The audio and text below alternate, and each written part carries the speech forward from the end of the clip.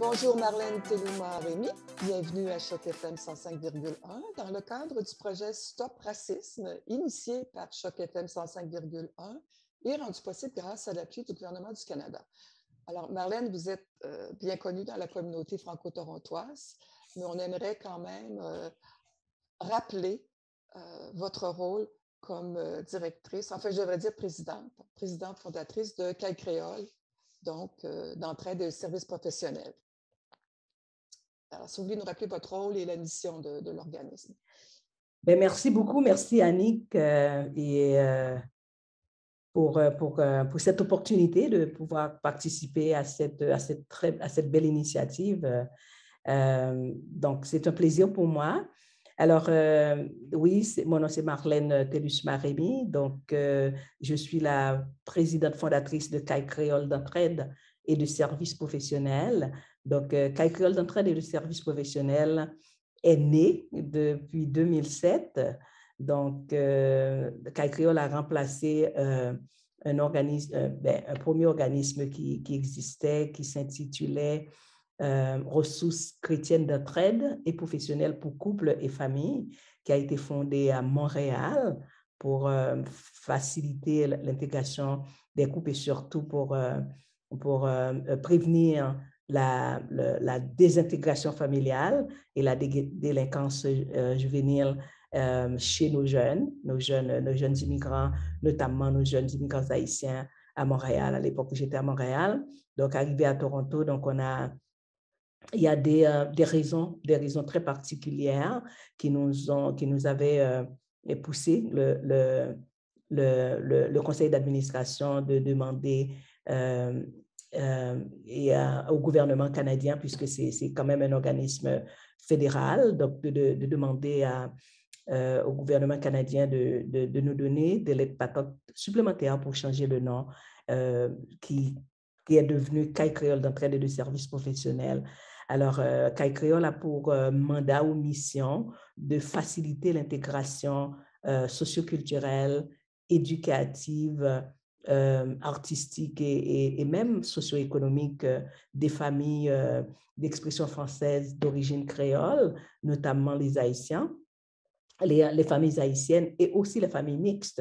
Donc, parce qu'il y a des Haïtiens qui ont épousé des femmes étrangères, des femmes d'origine canadienne, et aussi il y a des hommes africains qui ont épousé des femmes haïtiennes. Donc, alors, et aussi des hommes d'origine canadienne qui ont épousé des Haïtiennes, alors des femmes haïtiennes. Donc, nous travaillons depuis l'existence du CAI Créole avec ces familles. Donc, non seulement familles haïtiennes, purement haïtiennes, mais aussi des familles mixtes. Et également, nous travaillons pour faciliter aussi le bien-être ou le mieux-être des aînés de cette même population. Donc, vous êtes basé à Toronto, vous rayonnez auprès de la communauté francophone de Toronto. Oui, tout à fait. On est basé à Toronto, mais présentement, depuis notre dernière Assemblée générale qui a eu lieu le 12 janvier dernier, donc, et nous avons élargi le cadre de, disons, les sphères d'action de CAI Créole. Présentement, nous travaillons avec un autre organisme qui se trouve, qui est situé à London, Ontario. Et actuellement, nous travaillons aussi à Cornwall, puisque mon mari et moi, on a déménagé à Cornwall. Donc, nous vivons à Cornwall présentement, mais nous continuons de travailler à Toronto avec notre clientèle de base. Et puisque nous travaillons beaucoup avec les églises et les églises et les groupes religieux pour mieux faciliter l'intégration de cette population qui est un peu plus, selon nos expériences, un peu plus marginale ou un peu plus marginalisée. Donc, voilà. Donc, nous travaillons encore à Toronto et à London présentement et à Cornwall. Donc, est-ce que vos partenaires sont davantage justement les églises ou vous travaillez aussi en collaboration avec d'autres partenaires? Oui, absolument. Nous travaillons en collaboration avec d'autres partenaires, d'autres organismes comme comme le centre de santé communautaire Taïbou, par exemple, c'est notre partenaire depuis l'existence même de CAI Créole. Et nous travaillons avec le MOFIF comme partenaire. Nous travaillons aussi avec le Centre francophone du Grand Toronto. Nous travaillons aussi avec, actuellement, et nous sommes en bonne collaboration d'ailleurs avec Point Ancrage Jeunesse. Donc, non, nous avons eu beaucoup. Il y a l'Auberge francophone, par exemple, qui a toujours été notre partenaire depuis l'existence de CAI Créole. Et il y a le Collège Boréal qui a été notre partenaire. D'ailleurs, c'était notre premier siège social. Donc, c'était au collège qui nous avait offert l'espace du collège à Kaola pour travailler avec les immigrants d'expression française et d'origine créole. Et oui, nous avons beaucoup plus de partenaires. Nos partenaires ne sont pas que des églises. Cependant, nous visons beaucoup les églises et les groupes religieux parce que ce sont quand même les églises et les groupes religieux constituent vraiment une population un peu à part ou un peu mise à part, donc que selon mon expérience que je trouve, qui ne participent pas suffisamment, puisqu'on parle de participation sociale, donc qui ne participent pas assez dans la communauté ou dans la collectivité canadienne, ontarienne, disons, et à son plein potentiel. Donc, alors, les services existent pour ces francophones ou cette population francophone, mais je trouve que cette population ne va pas chercher ces services-là, donc pour des raisons probablement religieuses, là, mais alors c'est pour ça que nous avions à cœur de prioriser, de viser cette population-là pour les informer que des services existent pour eux et pour aussi aller chercher ces services, permettre à ces services de les rencontrer afin qu'ils puissent bénéficier de ces services et aussi participent, disons, à cette belle collectivité francophone que nous avons au Canada en général, notamment en Ontario.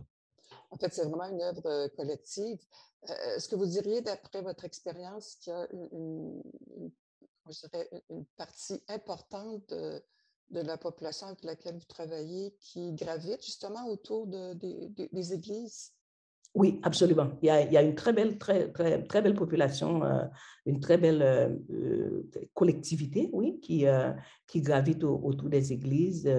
Et par exemple, je sais qu'il existe, et quand je parle d'église, là, je ne parle pas que des églises de confession protestante, je parle aussi des églises ou des paroisses de confession catholique aussi, donc qui font partie disons, de l'ensemble du christianisme.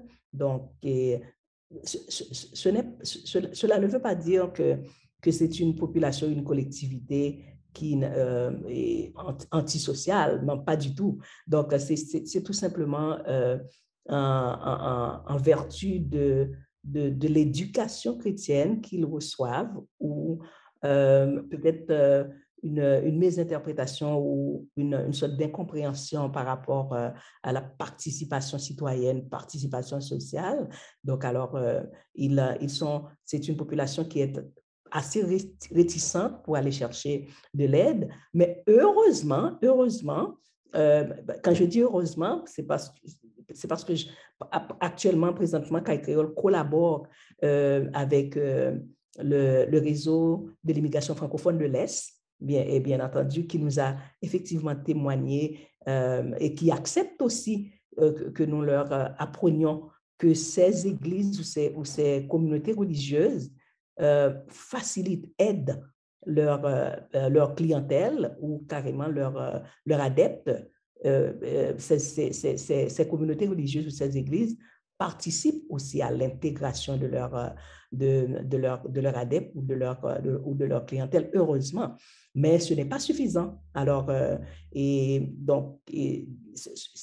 n'est pas suffisant. Donc, alors, il faut aussi qu'ils aillent chercher de l'aide ou des services à l'extérieur. Oui, je peux témoigner qu'il y a une très belle collectivité, une grande population de francophones qui appartiennent à cette catégorie-là. Oui. Je remarque aussi, à partir de vos propos, que vous avez quand même accentué, je pense, l'importance de la mixité. J'aimerais avoir votre avis. Est-ce que notre société bouge beaucoup dans ce sens? Est-ce que vous remarquez qu'il y a de plus en plus de couples, justement, associés à la diversité raciale et de couples mixtes avec lesquels vous travaillez? Parce que c'est Oui. quand même... est-ce que c'est relativement nouveau, à votre avis, ou est-ce que c'est... Non, pour moi, ce n'est pas nouveau. Ce n'est pas nouveau, mais ça a augmenté. Ça a augmenté.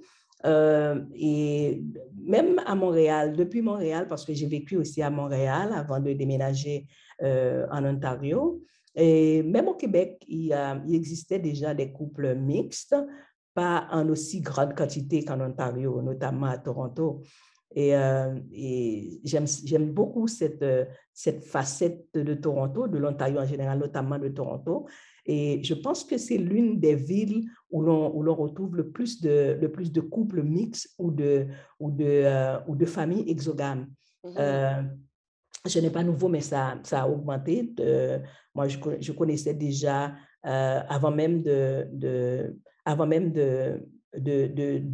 déménager au Canada et de résider au Canada. Je connaissais déjà des familles mixtes, des personnes d'origine haïtienne qui ont épousé aussi d'autres personnes d'origine étrangère.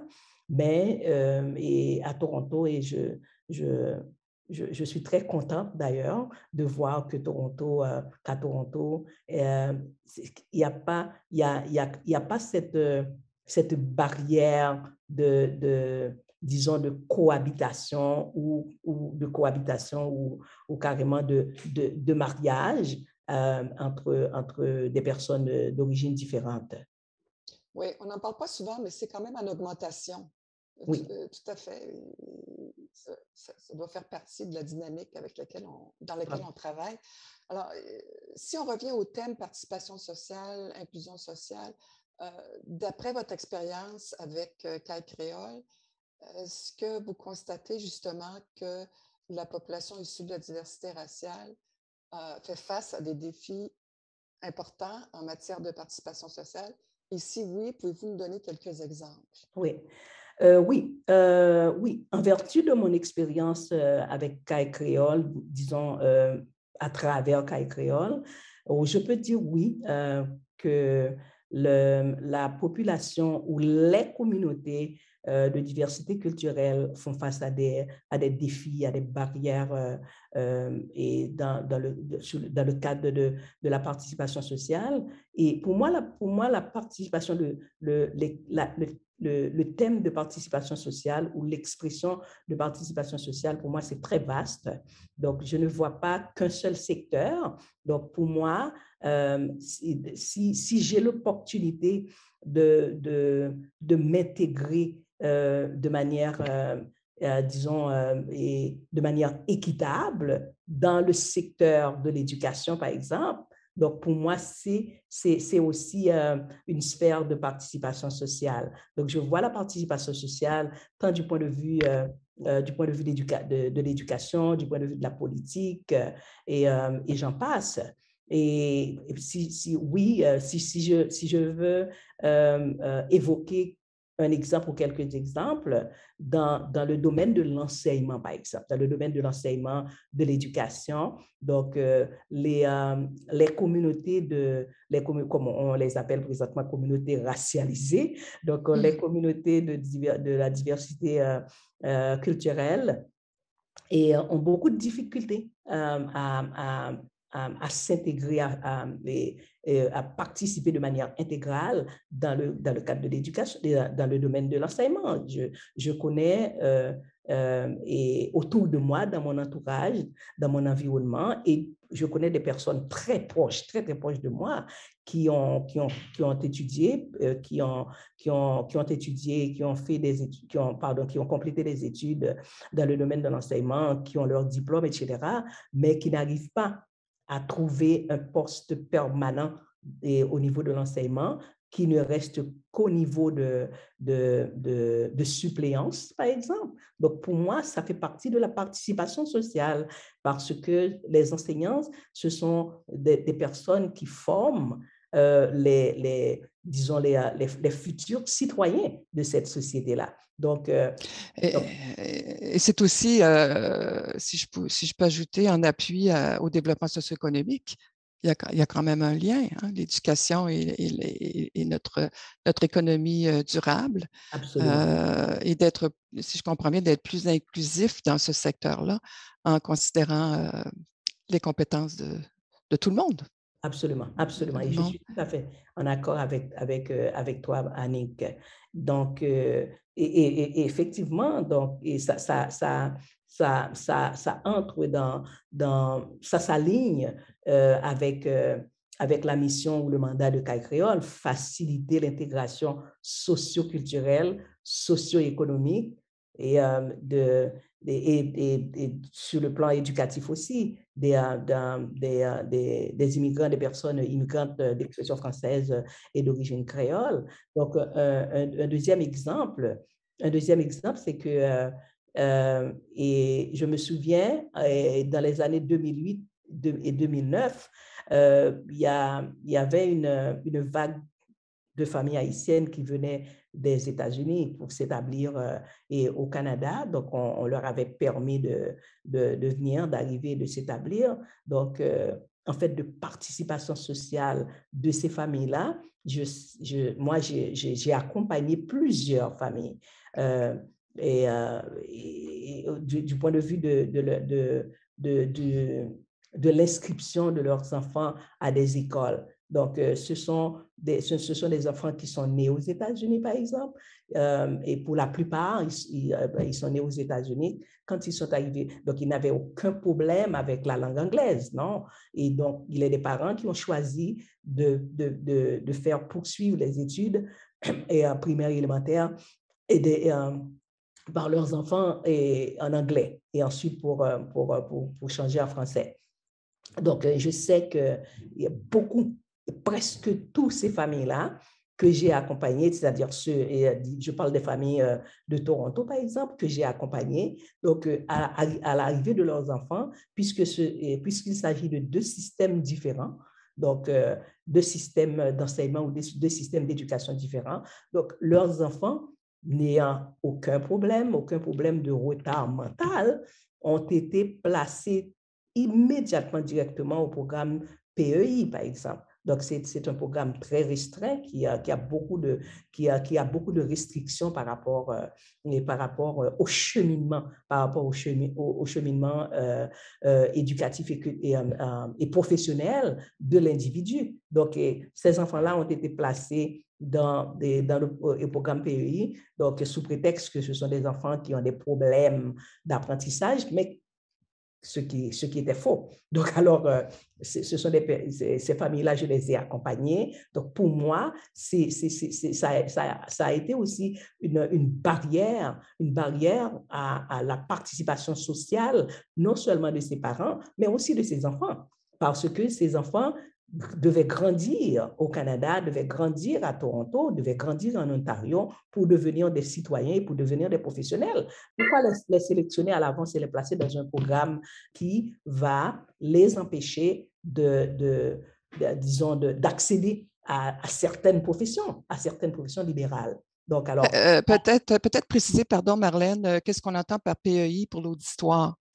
Oui, alors le programme PEI, c'est un programme que le ministère de l'Éducation avait mis en place pour accompagner des enfants, des élèves, des enfants, des jeunes et qui ont de la difficulté d'apprentissage ou problème d'apprentissage, carrément. Donc, retard d'apprentissage, problème d'apprentissage. Ce n'est pas un mauvais programme, c'est un très bon programme qui permet aux enseignants d'offrir à l'enfant ou et à l'adolescent, disons, un enseignement personnalisé, tu vois. Donc, mais c'est un programme qui a été mis en place pour des enfants qui ont non seulement même pas des difficultés pas financières, des difficultés d'apprentissage, mais de gros problèmes d'apprentissage, retard d'apprentissage, retard mental. Alors, et donc, ce n'est pas un programme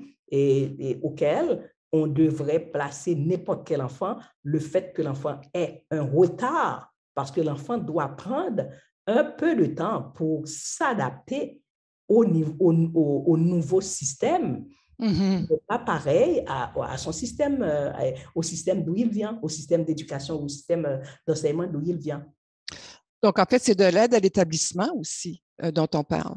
Oui. Quand on parle de participation sociale, en référence à ce que tu viens de mentionner, c'est de l'aide à l'établissement. Donc, c'est ce que CAI Créole peut fournir aussi ou a fourni jusqu'à un certain point auprès de votre clientèle cible, si oui, je comprends bien.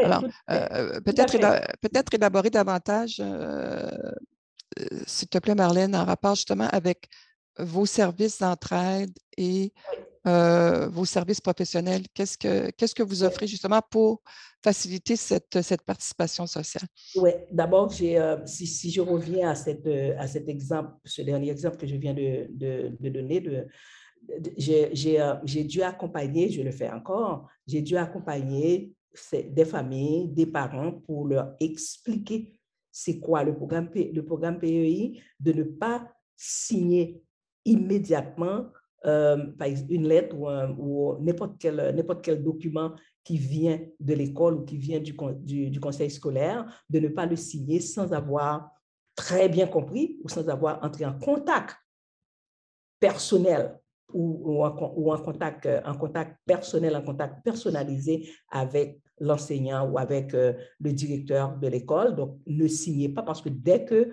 vous signez, donc alors vous adhérez à ce qu'on vous demande. Donc, l'enfant va être carrément placé et puis on va vous dire que c'est vous qui avez signé, c'est vous qui avez adhéré. Donc, alors, j'ai accompagné ces familles-là pour leur expliquer c'est quoi le programme PEI. Donc, ce n'est pas un mauvais programme en soi, mais c'est un programme tout à fait spécifique pour une clientèle très spécifique. Donc, là, c'est la première aide, c'est l'aide que je donne d'abord en premier lieu. Et en deuxième lieu, j'accompagne aussi ces parents et ces enfants pour voir et pour expliquer aux parents qu'il existe ce qu'on appelle le style, il y a différents styles d'apprentissage. Donc, si un enfant n'est pas versé dans un domaine ou dans un secteur, donc l'enfant peut exceller dans un autre secteur ou dans un autre domaine. Donc, alors, j'accompagne ces familles individuellement et aussi, j'ai organisé des conférences publiques, si je peux le dire ainsi. J'ai organisé aussi des conférences publiques pour la clientèle de CAI Créole à Toronto, à Hamilton. D'ailleurs, c'est dans cette optique que j'ai beaucoup travaillé avec l'Auberge francophone. Et par exemple, donc, parce que l'Auberge francophone avait un programme pour une meilleure intégration des hommes francophones, des hommes immigrants, disons des hommes immigrants francophones. Donc, alors, j'en avais profité aussi, non seulement pour parler aux hommes, mais aussi pour parler aux familles de ce programme. Donc, alors, ce sont ces deux services que j'ai offerts, que j'offre encore, que CAI Créole offre encore. C'est dès que la famille arrive, nouvellement arrivée, donc alors, j'organise des activités d'information et de sensibilisation par rapport à l'enseignement et au Canada, notamment et en Ontario et à Toronto. Et ensuite, je leur explique c'est quoi le programme PEI. Donc, cela ne veut pas dire que le programme PEI ne devait pas exister. Cependant, vous devez vous assurer que vos enfants aient vraiment des problèmes d'apprentissage ou des problèmes de retard pour accepter de signer ces genres de documents-là.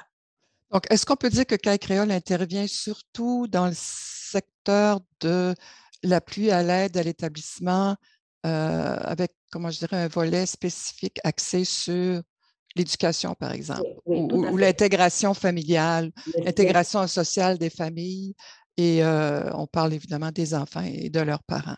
Oui, donc spécifiquement, c'est vraiment l'intégration socio-culturelle et éducative. Donc ça, c'est vraiment la toile de fond de CAI Créole. Donc c'est vraiment faciliter cette intégration. Donc, permet aux familles de bien diriger leurs enfants dans des écoles de langue française, bien entendu. Donc, et si ce sont des familles qui viennent des États-Unis, dont les enfants sont nés aux États-Unis, les enfants ne parlent que l'anglais. Donc, j'encourage les parents à placer leurs enfants dans des écoles de langue française ou carrément de demander que leurs enfants puissent avoir le cours d'immersion française, parce que moi, tu sais que je tiens beaucoup à la langue française.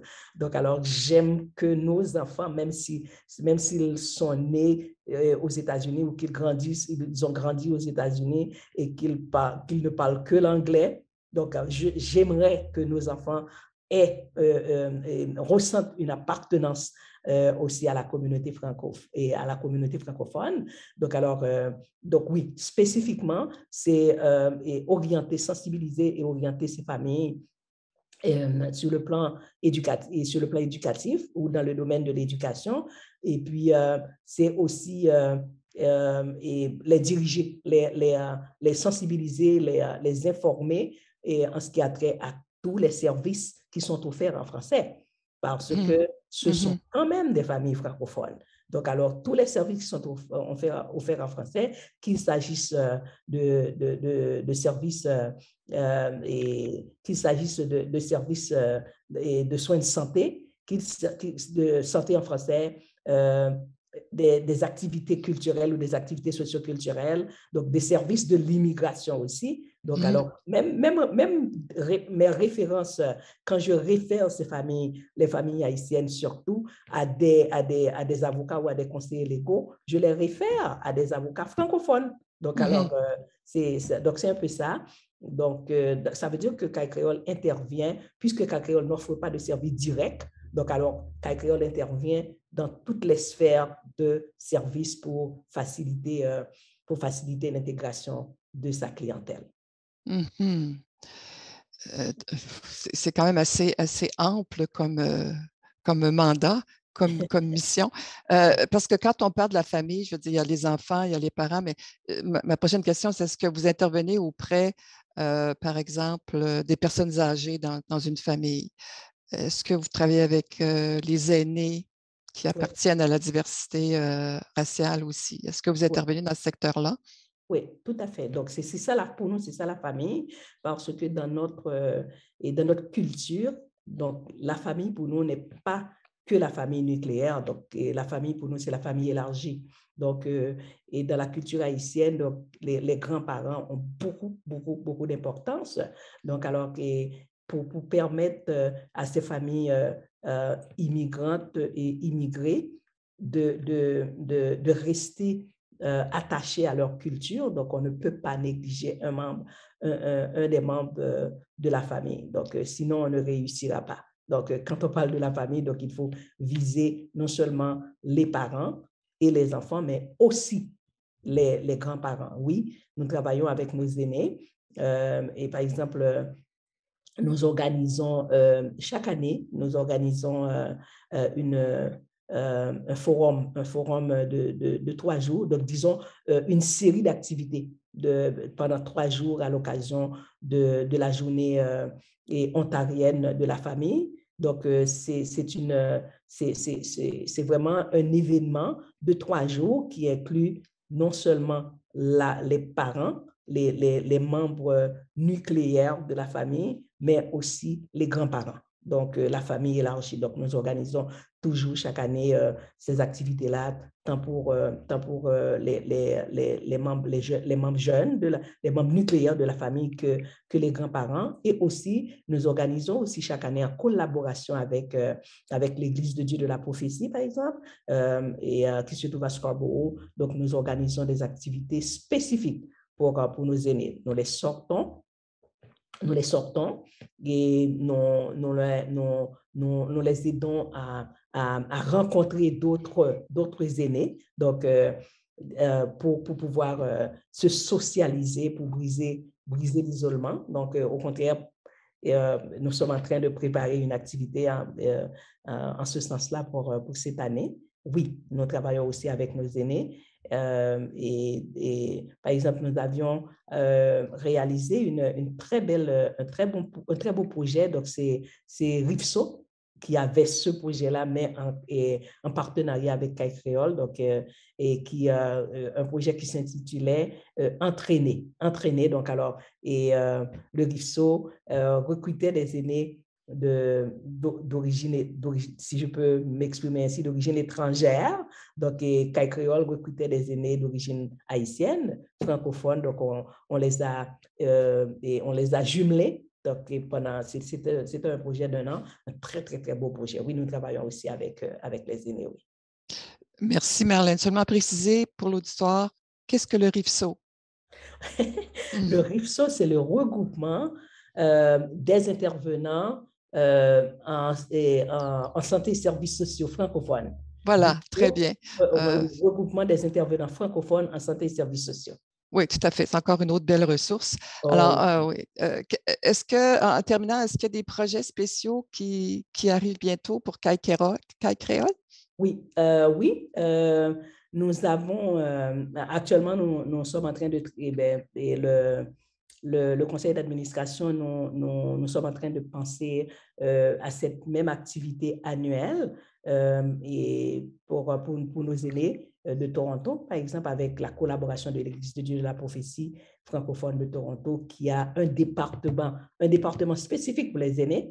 Donc, alors, d'ailleurs, hier, j'étais en train d'écrire quelque chose pour contacter la directrice de ce département de l'Église. Donc, oui, au mois de juin, qui est le mois des aînés, bien entendu, donc nous allons avoir une activité avec les aînés de Toronto, les aînés de London et les aînés de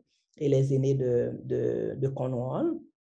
Ensuite, nous avons aussi un très beau projet qui s'intitule Paroles de cœur et mémoire vive que nous allons mettre en application avec nos aînés. Donc, nous allons apprendre à nos aînés à s'exprimer à travers la peinture, l'écriture et le dessin. Donc, quand ils auront terminé quand ils auront terminé leur apprentissage, donc leurs productions vont être regroupées maintenant pour produire, disons, un mémoire ou carrément pour produire un ouvrage collectif pour eux autres. Donc, oui, nous avons ces deux grandes activités qui sont en cours de préparation.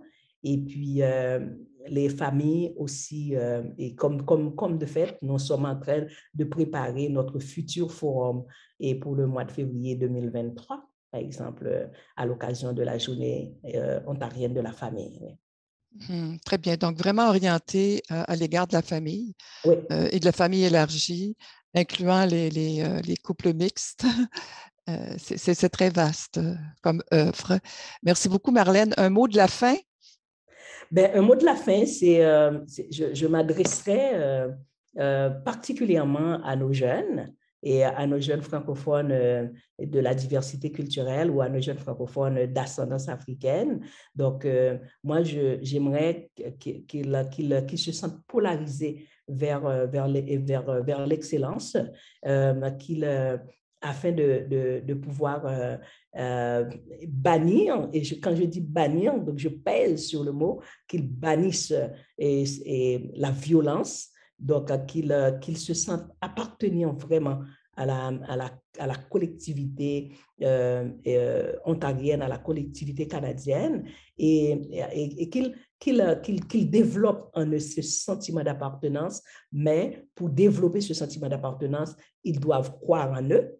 Donc ils doivent avoir une estime de soi assez élevée et viser, polariser vers l'excellence. Ça leur prend ça pour qu'ils aient leur place et leur place de choix dans la société canadienne. Oui, très important cette appartenance, ce sentiment d'appartenance. Quand on parle de participation sociale, justement, qu'on ressente qu'on fait partie de la communauté. Si on ressent qu'on fait partie de la communauté, on voudra la préserver, on voudra la faire rayonner, Absolument. On voudra contribuer à développer son potentiel. Absolument. Merci beaucoup, Marlène Thélusma-Rémy. À bientôt. Merci, Annick. Ça a été un plaisir. Merci, Choc FM, pour cette opportunité. À bientôt. Au revoir. Au revoir.